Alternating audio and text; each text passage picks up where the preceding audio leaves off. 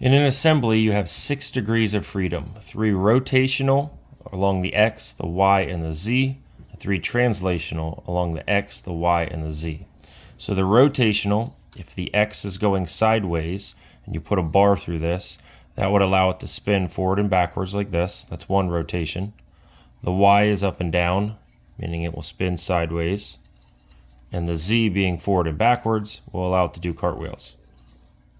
Translational or linear movements are simple. Those are just sideways on the X, up and down on the Y, or forward and backwards along the Z. So in an assembly file, you are trying to fully define your part. So imagine this has no gravity and this thing can rotate or flip along any which way it wants to. So you are trying to fully define it using the mate constraint. So here's a scenario. Let's say the computer monitor here is fully defined, it's mated or it's fixed, it's locked in place, it's not going to move. And this part is underdefined, it has 6 degrees of freedom. So we're going to add different mates to this until this thing is fully defined. So the first mate is going to be clicking on this wall and the flat computer screen. So now it has to be attached. So think through how many different degrees of freedom this now has. It started with 6.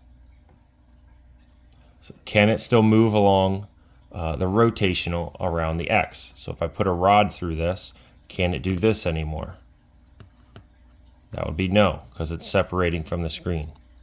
Can it rotate up and down on the Y, meaning going like this?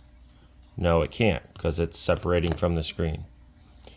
Can it rotate like this along the Z? Yes, it can, because it's still touching. So we just took away the X and the Y for the rotational. Now translational, it can still move sideways, it can still move up on the Z or on the Y, but it cannot move forward or backwards on the Z. So we added one mate and it went down to 3 degrees of freedom. And the interesting thing here is the translational, it lost the Z, but it kept that for the rotational. So now if we added a second mate, so we already have one from here to the screen, we're going to keep that.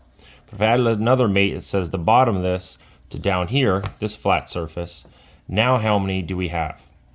Think through the different movements. So rotational, can it rotate forward or backwards anymore? Can it still do this? No, because the bottom still has to touch. So it can't rotate, it can't lift up like that. So we lost the Z. The X, that is moving side to side, can it still do this? Yes, it can. It still can touch, and it can touch here. So we have the X. The Y, it cannot do, because it can't separate. So we added a second mate, and we lost 2 more degrees of freedom. So now we're down to 1 degree of freedom. So to fully define this, I could add another mate from here to the outside over here, and now this is fully defined. It lost all degrees of freedom. This thing would be locked to this screen.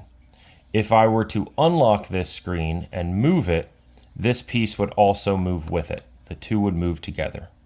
So that is how you eliminate your degrees of freedom.